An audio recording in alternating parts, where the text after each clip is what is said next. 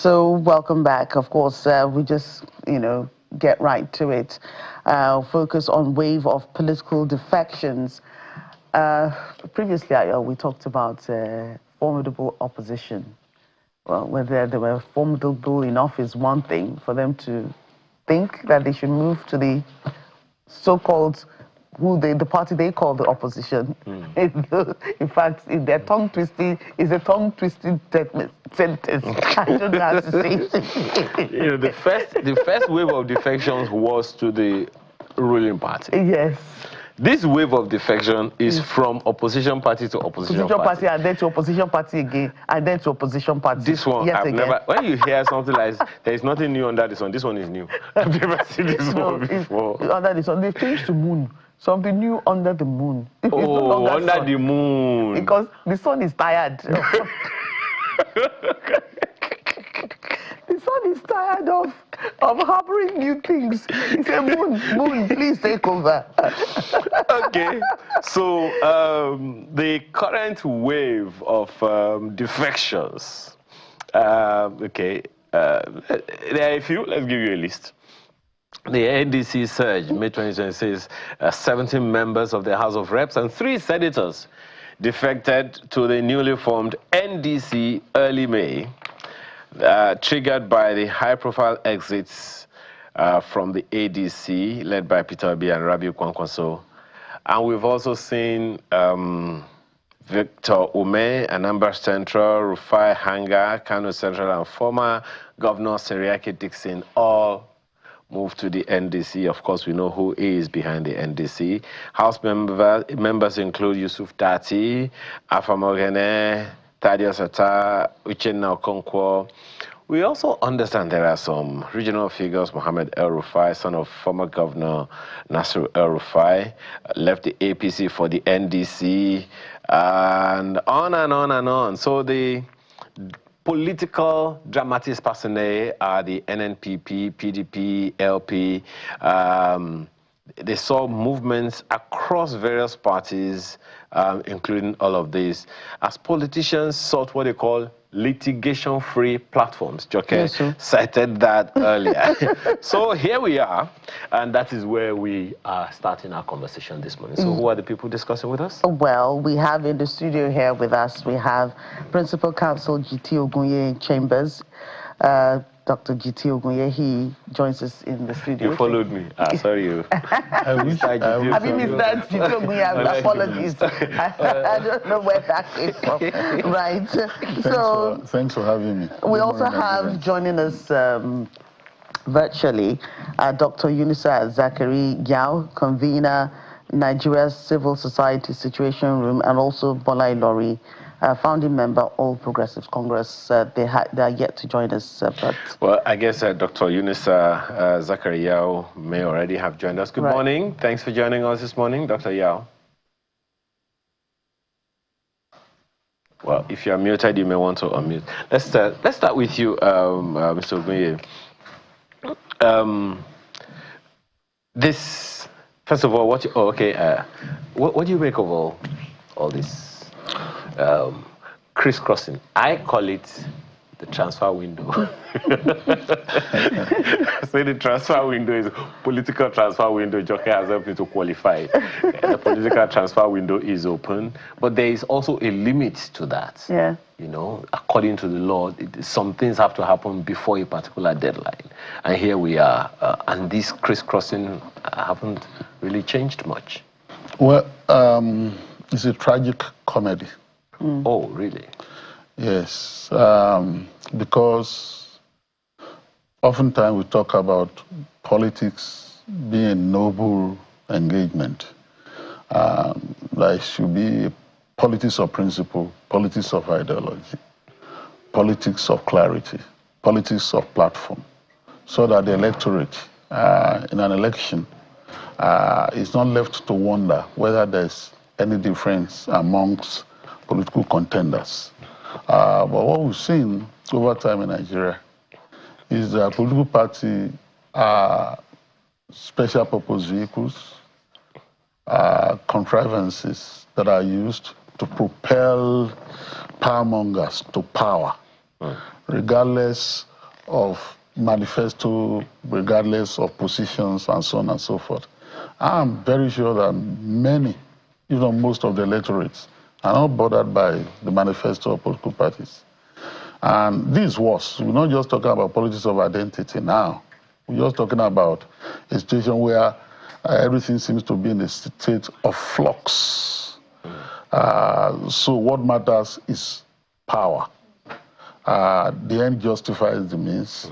Just hop onto a platform that you think can propel you to power. So there is no fidelity to principle, there is no fidelity to ideology, there is no fidelity to decency. So that's why it is so common. It is about who is going to, how do I get to power? But you said something now that I think we shouldn't ignore. You said the electorate is not so much concerned about manifestos. That's a bit troubling, isn't it? It's troubling. It shouldn't be so. The days of politics of principle, I can say, are gone, where you say, oh, you pay in 4 cardinal points. And you see, you can say it. And the NPN, okay, yes, Green Revolution, this one, and so on and so forth. Many electorates, even if they are punctilious, they give attention to details, they want to read between the lines, they want to really know and get politically educated, are often left, in a state of bewilderment. So they see a politician stay on a platform, demonize the other politicians, call them names, call them using vitriol and very terrible language to describe. And then the following day, they see those politicians moving to that same party and embracing those people, and they say it's a game. It's not a do or die affair. It is what can get us to our destination that matters. It's like the Christian will say, seek ye first the kingdom of God, and everything will be added to it. It is power. It is power. And I've given this example just as I anchor. I am often fascinated by political history in this country. Worse and all, with all that has been said about political past. First Republic. The 1959 independence election, national election, federal election was conducted in the country to bring people to the federal parliament and elect the first government of Nigeria. And Aula wanted to be a prime minister, okay? He was committing this to prayers, he was writing this in his personal books, he was saying and repeating it to himself every day, which was used during the treason trials, that he was fixated on becoming a prime minister and was disappointed. So they produced that book and then used that as evidence that he was obsessed. That's why he wanted to stage a coup and all that. But that's a digression. So it was, regardless of that, when the results came out, and he discovered that he couldn't form a coalition government with the NCNC. As they were going to Asaba, newspapers were reporting that, oh, NCNC had gone to the north to form an alliance with the Northern People Congress. He settled down and became a leader of opposition. Even when amongst his party people were saying that they should join the national government to form a broad coalition, he said, no, it is good to be in opposition. One day we'll also be in power, right? That is how it should be. And in those days, you had party stalwarts who could do anything for their party. Maybe there are other ways they were compensated, but who are not angling about how they were going to get to power. Let me give you an example. Chief Alfred Rewane. There was no action grouper that was more staunch than him. He never occupied any political office. Indeed, as written by Olo in his memoir, when he was coming to Lagos to come and campaign from Western region for the federal election in 1959, they were looking for a befitting vehicle, car, where their leader, Awolowo, would ride in Lagos triumphantly to campaign. And they look around and they said, no, Awolowo's car was not good enough. So they looked for the car of Chief Alfred Rewane. It's in his memoir. Okay? And yet, Chief Alfred Rewane, who unfortunately then died during the Abacha reign of terror, just because he remained consistent to progressive ideas and politics, never sought, at least we didn't read it so, never sought to occupy any political office. He was just happy being a staunch supporter of being a proud action grouper, and so on and so forth. Now, fast forward, everybody wants to occupy one office or the other. And so the fixation or occupancy of political office, and it's good. It's good because it said that no power, no change. If you are not, although it's not true, because political power is not the totality of power. We all have powers at different levels, and we can effect changes, either in church, faith-based organization, in our profession, in school, and all that. You see the way teachers use their power to mold the life of students. Okay, they are changing lives and so on and so forth. So, but because of the fixation on political power and the benefits that are derived from holding and wielding that power, you see people crisscrossing political parties, and I'm not certain that it's going to be better in the future. I can predict that it's going to be worse. It's rather unfortunate. But anyway, Mr. Ilori has since joined us. He's a founding member of the All Progressives Congress. Bola Ilori, thanks very much for joining us this morning. Thank you. We're looking at the wave of political defections. Clearly, even the APC, your political party, has benefited from this. Yeah. So on the one hand, some members of your party are happy that people are crossing into your party. On the other hand, they are happy to pick and deride those who are jumping from one party to the other on other political platforms that are not the APC. Yeah. There are some who will call that double speak. It's not double speak. It's speaking to antecedent of people who are talking. If you look at it, okay, what had been happening before now, like Barrister Jiti Ogunye said, the history before now has been enviable now, looking at what it is now. The biggest danger we are running into now is that majority of the youth, who will be eventually the leader of the society, are beginning not to see anything wrong in jumping from one place to the other.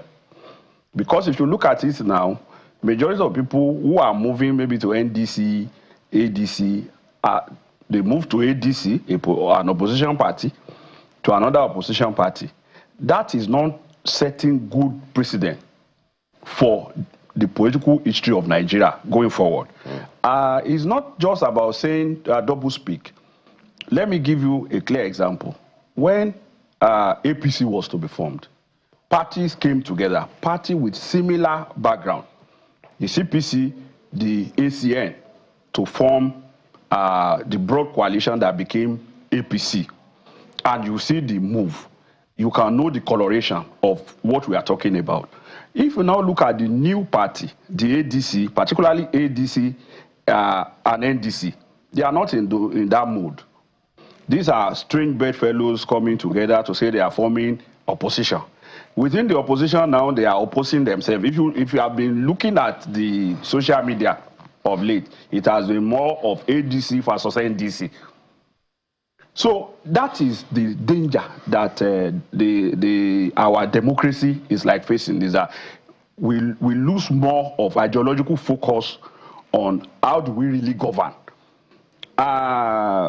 This man in ADC said that the PRO of ADC said something about Peter Obi, that you should challenge him to ask for what was the manifesto of ADC.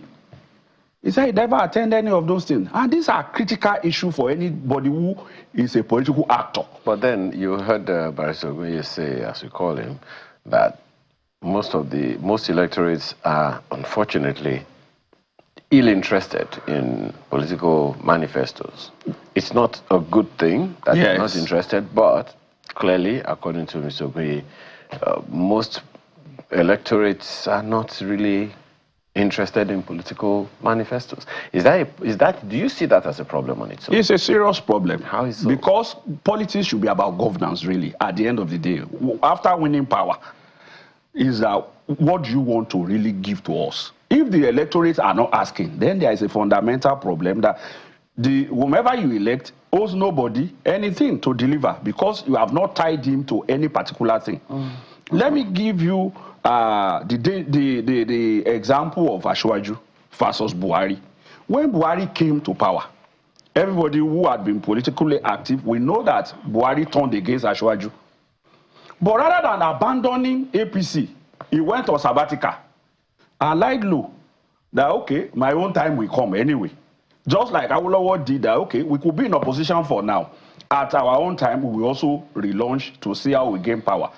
That is to show you that politics, because he believed in the idea of APC, rather than jumping ship, he could have jumped to another party. But he stayed there, nurtured the party, ensure that at his own time, he now said, Emilokan, knowing that, yes, I've paid my dues, now I want to go for this.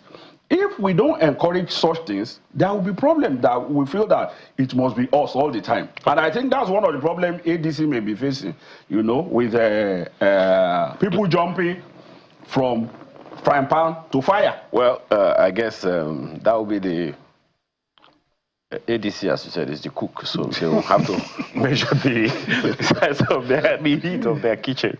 But let's go to Dr. Zachary Yao, convener, Nigeria Civil Society Situation Room. Thanks for joining us this morning. From the Situation Room, what can you see about this wave of defections? Again, let me reiterate, I still call it transfer season, because after some time, those who moved from one party to the other will revert. The example of 2015, post-2015 elections, you know, is a clear example to us. Those who moved from the PDP M-bulk into the APC and called themselves the new PDP at the time, moved into the APC, got whatever it was that they wanted, and then moved back into the PDP while still in government. So defections is not new to us, and they usually happen seasonally, maybe like once every 4 years, occasionally. What are your thoughts on that? Good morning, everybody. I think for me is that what we are seeing is that means that we actually have no political parties. And without political parties, you cannot have credible elections. And without credible elections, you cannot have democracy. So I think that the waves of the transfers, as we call them, is really an indication of a serious problem with our democracy as it is now. You need people to be identified with clear programs, clear manifesto, and the way people move today they are in one party, tomorrow they are in the next party, means that there is no adherence to any political ideology. Dr. Yao, do you think that can be legislated? I apologize for butting in. Do you think that can be legislated? Because I remember, just as Mr. Ogunye has reminded us, in the First Republic, some things were clear. And he cited the example of Chief Awolowo, that Chief Awolowo couldn't be bothered since he could not, you know, align with a particular party to get things done. He decided to stay in opposition. That was in the First Republic. In the Second Republic, there were 5 clear political parties, and their ideologies seemed distinct. You know, progressive ideologies, capitalist ideologies, all those were clear in the Second Republic. And I don't recall seeing many, if any, defections in the Second Republic. Third Republic was similar. There were just 2 political parties anyway, so you were either here or you were there. And it was clear to everyone. But this Fourth Republic, it would seem like from the very beginning, there was little, if any, difference between the PDP and the other political parties at the time, or maybe we evolved away from that time into what we now have, where we just have vehicles. Any vehicle that uses any fuel, so long as it can move me, that's the kind of thing that we're seeing. Do you think it's something that can be legislated? I don't think that we need to legislate ideology or manifestos.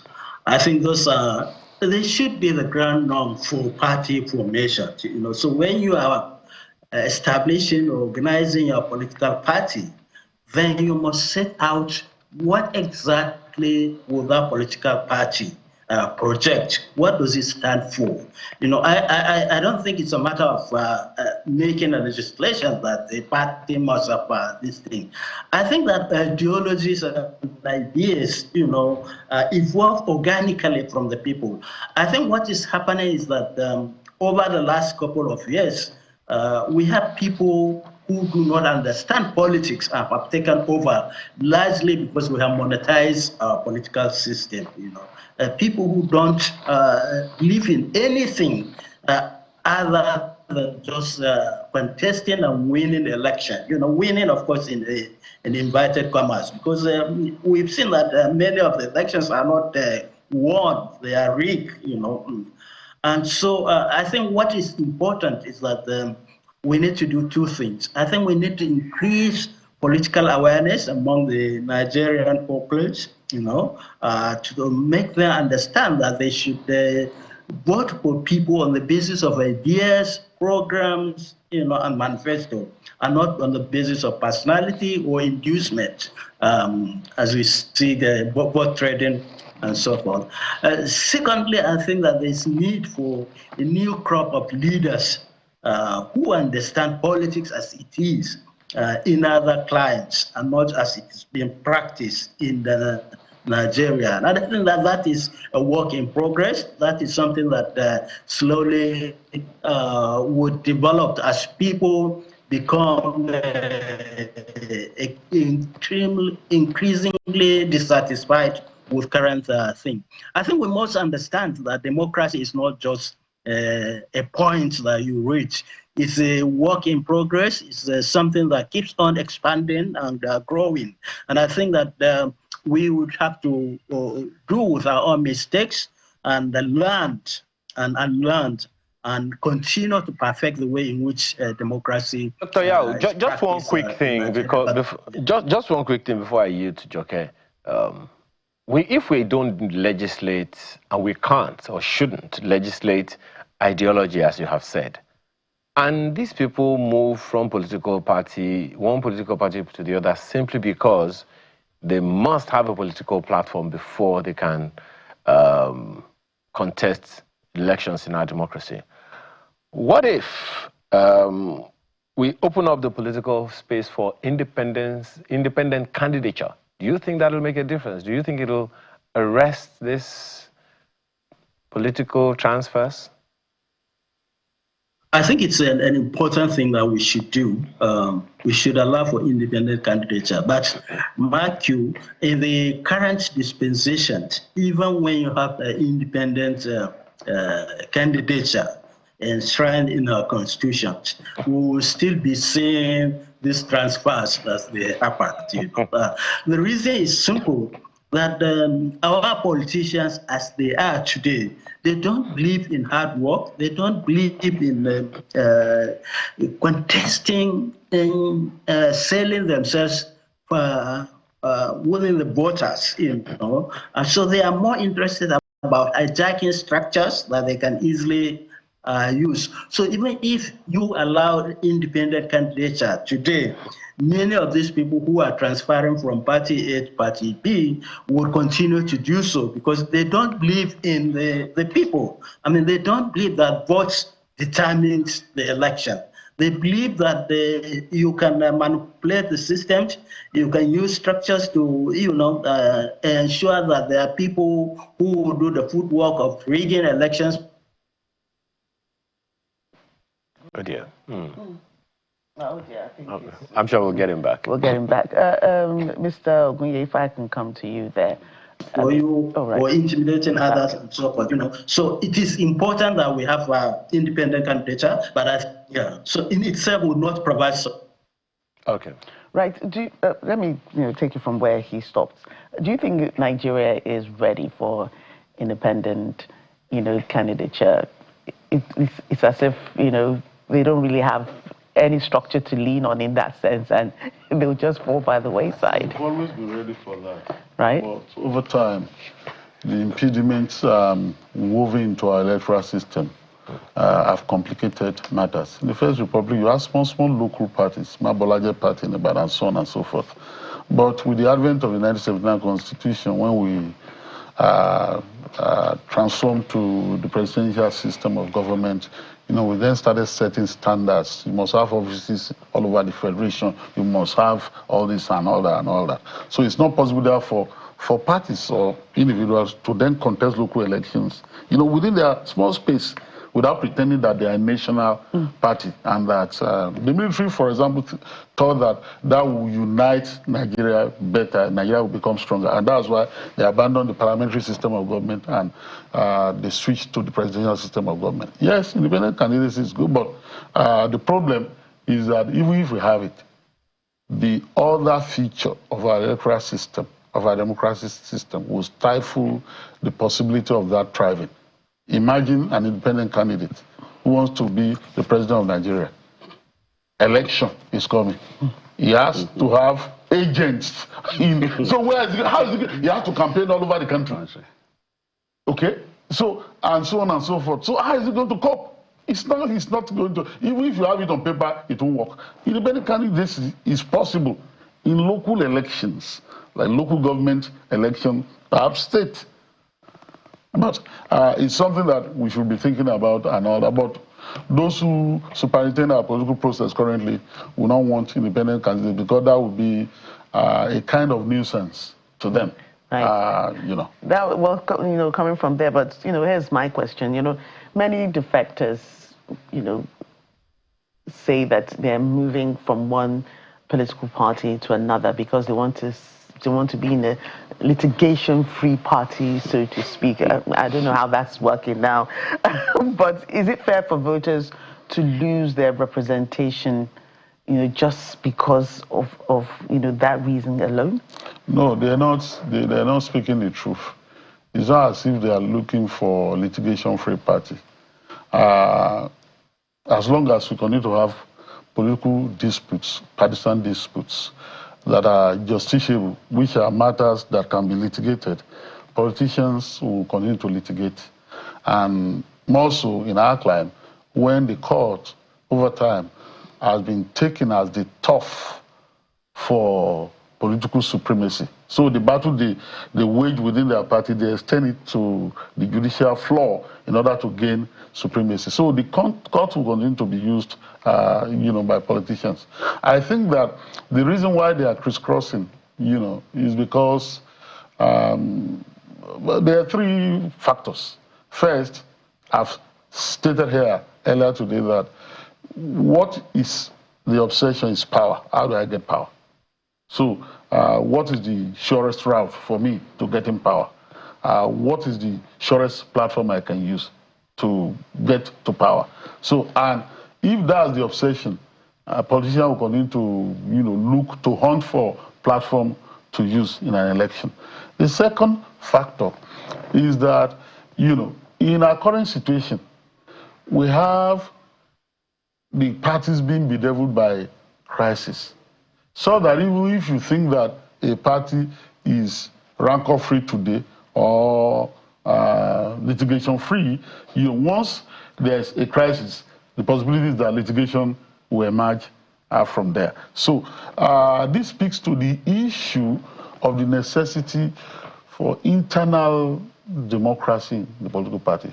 For example, I tell you straight away that what we've had in the electoral system recently, the new Electoral Act 2026, which hitherto we have 3 modes of nomination through direct primary, indirect primary, and consensus. What we have now seen is that consensus has now been elevated, and it is being celebrated as democratic. That consensus, is forced consensus. In this climate, it is ridiculed as Babasokwe, that yes, you have said that this is the person we are going to follow. And so everybody wittingly will then start dropping off because they cannot contend with the party leadership. That's no consensus. That's arm twisting. And this is what has been elevated. So if internally political parties are not practicing democracy, the law says that Nemo code that no habit. You can't give what you don't have. If you don't have internal democracy in your party and everything is done by consensus, how are you going to give democracy at but there are two options in it. Yes, it used to be three. Yes. By amendment, they've now reduced to two. Yeah. Consensus and direct primaries. And you know that direct primary is very difficult to handle. Mm-hmm. Why? Because that would mean that everybody will start voting. The delegate system has been removed. Okay, because you say that delegates can be bought. Well, right? it was the direct primaries we used in option A4 now, isn't it? Yeah, we're coming to you. Yeah. Okay, the two examples that we had in the run-up to the 2023, no, first in Lagos here. 2015. 2015. How did it pan out? They are the politicians, they know what happened in Lagos. So let him answer. Why did you people restrict us to only two And then options? the one that came later, in 2019, where they said that they had direct primary to elect the president, the late president, as the candidate. And they said that they have how many votes? 11 million, 20 million votes. And we are wondering, where did the election, the direct primary, where did it take place? Okay. So I'm just giving you two examples. Okay, well, let him respond. See, some of these things is neither here nor there. Looking at the National Assembly, why they had to drop off the issue of indirect primary, which is the delegate election, is that every election season, I remember that in 2015, I wrote a Facebook post that the election has been dollarized. Atiku was contesting against Buhari in Lagos here at Onikan. And it was dollar rain. So if you don't have the dollar, you can't survive the process. And I think that's why the National Assembly has to say, okay, let's do away with this. Let there be consensus or direct primaries. And for me, sorry, I'm trespassing. Just a quick repost so that you take it along. Yeah. If politicians bribe the larger electorate in general elections, yes, by 5,500 Diboko Sibe and all that, what made you think that, if you have a direct primary as a preference, yes, so that you eliminate the so-called delegate system that is dollarized, yes, they still will not exercise the might. Then it means and then use their pocket to bribe those direct electors. Then it means that consensus becomes democratic. If that, using your own logic to go about it, it means that consensus is good. What is consensus? Consensus is where everybody agree. Parties, any party, even in the world, in America anywhere, have soul of the party. We even call them, what they call them in America is that you have the super party voters, the super delegates that vote. So party have soul. The soul of the party can sit down, look at what are the issues here, not just based on money. And you can't take the tradition of the people from whatever you are doing. Democracy is not hanging in the air. It's part of the tradition of the Awolowos, of everybody, that this tendency, CPC, ACN that formed APC, followed before even this set. Let me go to what I feel becomes very important. It's not whether direct, indirect is bad or not bad. Is that the ideology is missing. I remember when we were in school, because that's where the issue starts, and that's why I'm afraid more for what will happen in the future than what is happening now. When we were in school, Barrister Jiti happens to be our own senior generation. They will come to us, teach us what is ideology. We don't know. We are from our different houses. So they will come, teach us, Gani, Falana, all of them will come and teach us, this is what you should do, this is what you should not do, this is what you should do, this is what you should not do. Till today, that still guide whatever we do. As far back as it was then, we still cannot lose consciousness of those training. Are those training happening now? What we see now, which for me is the biggest danger than what we are discussing, because whatever we discuss now will have only minimal impact for now. But it will degenerate if there is no conscious effort by maybe the CSO now, because the older generation are getting tired. Baba, I don't know when last year I had gone to school to talk to people like they spoke to us.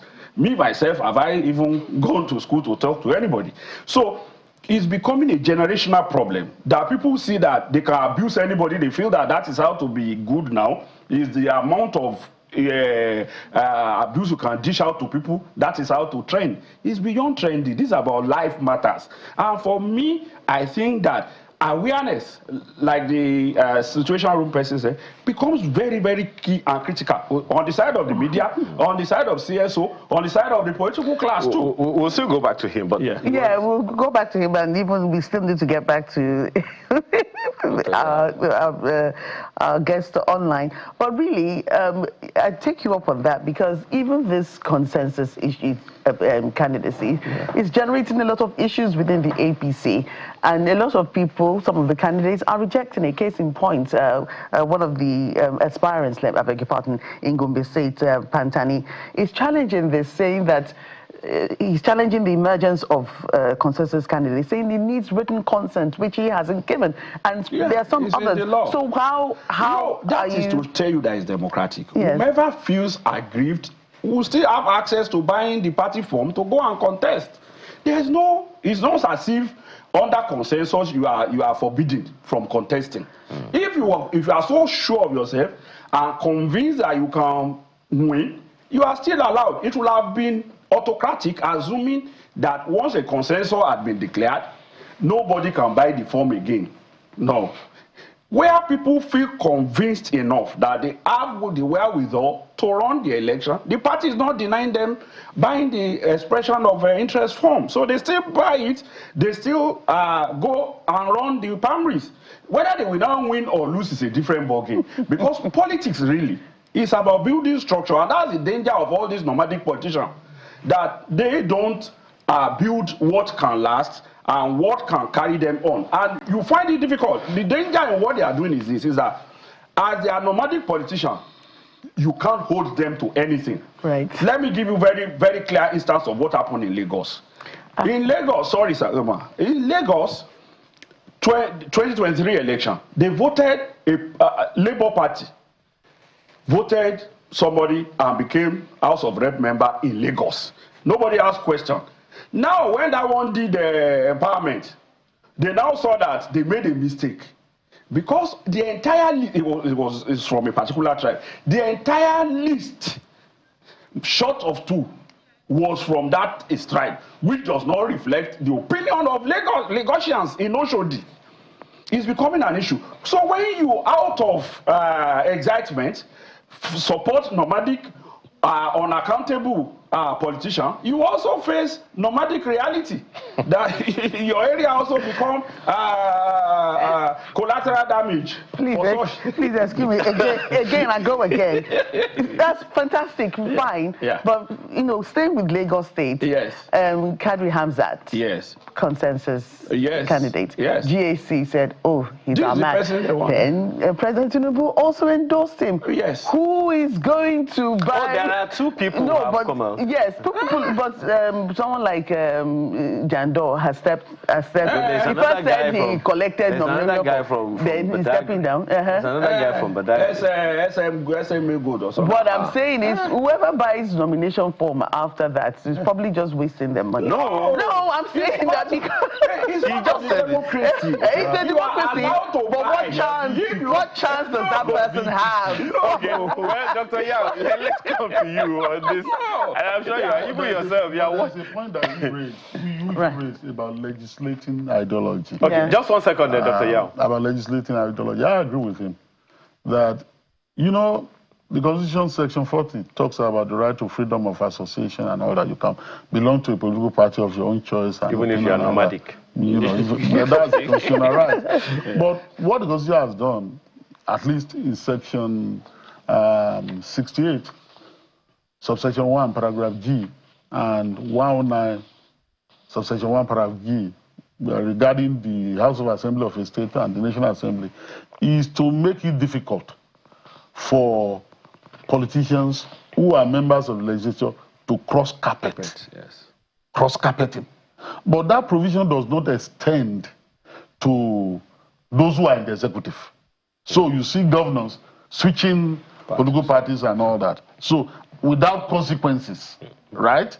For members of the legislature, if they defect without their party, splitting down the middle at the national level and then becoming difficult for it to manage, as decided by the Supreme Court in the case of Abegunde and Ondo State House of Assembly, then the consequence is that the vacate their seats. But even at that still was problematic in Rivers State.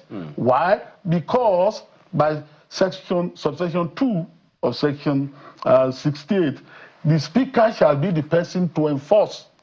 Now, if the speaker similarly defected, how is he going to enforce something against himself? All right, so the point I'm making is that you can bring the best legislation to town.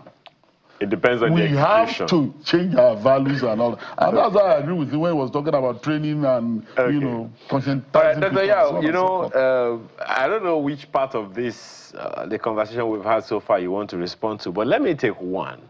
One of the reasons that's been given for defections is, okay, there's uproar in our party, there's unsettlement here and there, the court is ordering stuff. On the one hand, there are those who say the problem with the PDP is still, being contested in courts, because right now, in fact, somebody said, going by the ruling of the court on the situation with the PDP has no governing authority right now. The ADC is also embroiled in quite a number of stuff, and there are those who believe that even the NDC is a bit shaky because it was a party registered by the order of courts. So is the judiciary a victim in all of these, or because we hear the judiciary has ruled, look, internal party affairs are internal party affairs, but guess what? Internal party operators take their case to the court. What happens? Does the court throw them out? I don't know, how do you place the judiciary in all of these? Well, let me say that there are two different dynamics that defines what is happening at the moment. The first, which is much simpler to handle, is that there is no internal democracy in our political parties, And once you have no internal democracy, then it's about might, it's about who is stronger, And so you will continue to have people who have been shunted out because of lack of internal democracy, so they will be seeking for alternative pitch to ride. The second dynamic is the way in which the judiciary, and I think that when we say judiciary, we are really being very diplomatic. I think that the way in which government has used the judiciary, and I think that somewhere somebody is using the judiciary to create problems for political parties that are already having their own problems, So you have these two problems that are defining the thing. And I think that Nigerians, we need to say enough is enough. That the judiciary has to be kept in where it should be. It shouldn't be overreaching itself. It's very clear that the law says that internal party matters should be handled internally by the parties. The same judiciary that had made that interpretation is throwing away that interpretation and then making new interpretations for matters that have been brought to it, or matters that you could easily have dismissed them and say, go back, it is your own internal matters, So I think that Nigerians will need to wake up and need to really focus attention on what the judiciary is doing. We have seen from 2023 how elections are won not by votes, but by judicial pronouncement. And I think that is dangerous, because it means that the agency of citizens, of this capacity and ability to elect government of this own choices, has been subverted, when election will be won by the pronouncement of the judiciary, So it has done that damage to us, and now it is damaging our political parties that are already formed, And so I think that we really have to put back the heat on the judiciary and whoever is using the judiciary to subvert political parties in this country. Dr. Yao, isn't that so? Well, I mean, you have a point. The court has said, and now it will seem like if the court that said don't bring your internal affairs to the courts is still entertaining in party internal affairs, shouldn't we be asking if the political parties, the politicians within the political parties know this to be the ruling opposition of the court, why then take their cases to the court? Doesn't this speak to the culture, maybe our political culture or political maturity of the people that I don't know. What do you think is at play there? Because if they didn't take the case to court, the judiciary would not be compelled to hear them and then make a pronouncement. You see, that's the point I made about the first challenge that we have. You have people who don't believe in democracy, people who don't believe in internal structures and internal processes of handling their grievances within these political parties.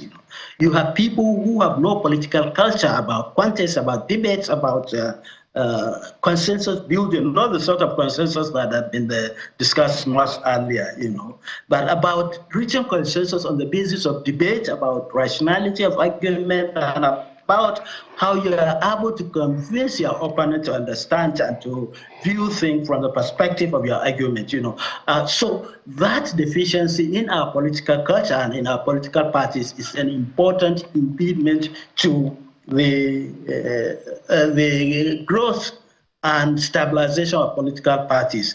It is because they don't believe in those structures, they don't believe in those principles. So any small disagreement, they will run to the court, even when they know that the court itself is doing what it shouldn't do. So I think that we need to really get people, particular politicians, understand that democracy within these own structures, you can't have democracy without democrats. And I think that is the key challenge in this country, that the people in political parties are people who don't believe in any sense about democracy. You leave them, allow them, they will run their parties undemocratically. And that's what we've been seeing. Money bags have taken over, people who have gatekeeping, have taken over, and we have political parties that have no members, in those areas that our colleague has spoken with. All right, well, Dr. Yao. Members Yeah. Really pay money, they make contributions, they finance candidates. Okay. All right. Let's begin to coast home. Yeah. Mr. Ogunye, the judiciary is painfully at the end of all of these. Parties will take their cases to court. Yeah. Both inter-party and intra-party issues are taken to court. And the court is compelled to make a ruling for or against.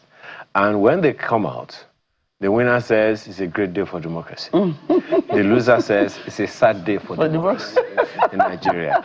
I really don't know what you make of that. The ideal thing is not to get the judiciary to be embroiled in partisan disputes of political parties. And I think that the new amendments and the pronouncements of the courts are very clear, that internal affairs of political parties are not justiciable, meaning that they should not be taken to court. However, if while you're claiming that you are conducting your internal affair, you breach the statute, you breach the law, the court will intervene. For example, if you say you are in your domestic realm, in your own house, as a head of a family, your children can ask you to give them provisioning, and you say, no, you are not going to do that, and all sort of things. You can make a promise that, if you pass your exam, I will give you a car, and then you fail to do that, and that's not justiciable. But if you violate your daughter, if you, use domestic violence to violate your wife, that will be justiciable. You'll be dragged to court. You can say that that's not justiciable in that regard. And as for the role of the judiciary, it's a thankless job. because they will go there. Look, the last election we conducted in this country, people went to court to say, annul the election, and then let's conduct a fresh election. That's his entire thing. The person never said that he won. And of late, the person has been going around television houses saying that he won that election. Basic honesty. Okay? And if you look at that election, regardless of what maybe people have been saying and all that, go and study the 1979 election. MPP, UPN, NPN, where they had photos. Okay? Indeed, MPP then won Plateau State with Solomon La. Because of the Christian presence and all that. That was how the election of 2023 largely revealed.